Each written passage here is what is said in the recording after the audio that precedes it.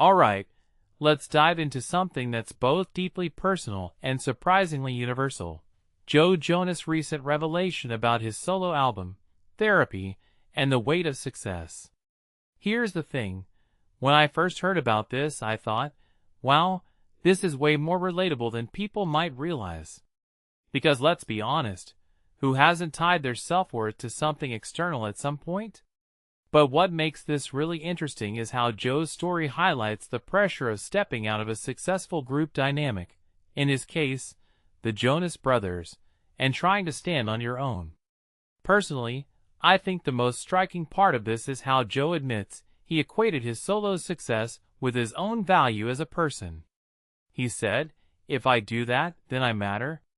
That line hit me hard because it's such a raw, honest reflection of how we often measure our worth by external achievements. And let's not forget, this guy was part of a band that had 26 songs on the Billboard Hot 100.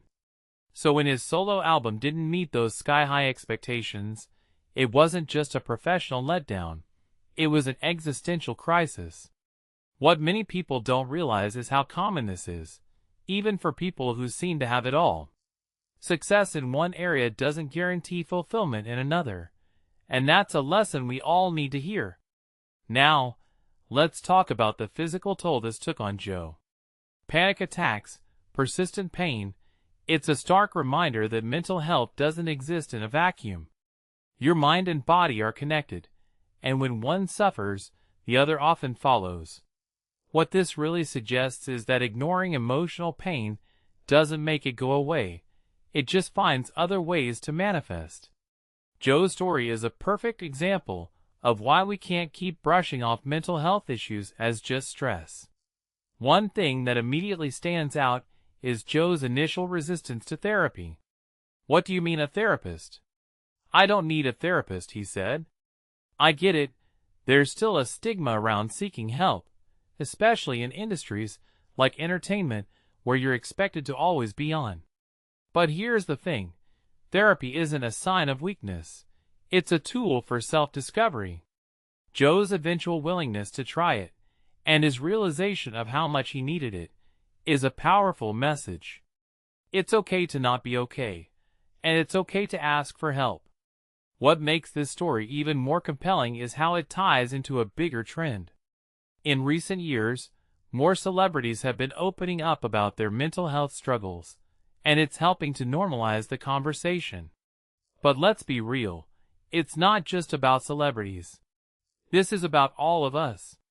Joe's experience is a mirror to our own tendencies to tie our self-worth to external validation. Whether it's a job, a relationship, or a creative project, we've all been there. So, if you take a step back and think about it, this isn't just Joe's story. It's a reflection of our collective struggle with self-acceptance. Now, let's talk about Nick's perspective for a second. He said, "I needed to be okay with myself, just be okay as a person, as opposed to comparing to others." This raises a deeper question. Why is it so hard for us to find value in simply being ourselves? In a world that constantly measures success by likes, views, or chart positions, it's easy to lose sight of what truly matters. Nick's insight is a reminder that success is subjective, and maybe, just maybe, it's time we redefine what it means to matter. A detail I find fascinating is how Joe tried to cope by biking through New York City, avoiding his phone, and the comments about his album. It's such a human thing to do, trying to outrun your problems, literally. But here's the thing. You can't bike away from your feelings. Eventually, you have to stop and face them. Joe's story is a testament to the fact that distraction is only a temporary solution. Real healing comes from confronting the issue head-on. So what's the takeaway here? From my perspective, it's this. Success is important, but it's not the only measure of your worth. Joe's journey shows us that it's okay to fail, it's okay to struggle, and it's more than okay to seek help. Personally, I think this is one of the most important conversations we can be having right now. Because at the end of the day, we're all just trying to figure out how to be okay with ourselves, and that's a journey worth talking about. This raises a deeper question, though. How many of us are still tying our self-worth to external achievements? And what would happen if we stopped? I'd love to hear your thoughts in the comments. Let's keep this conversation going.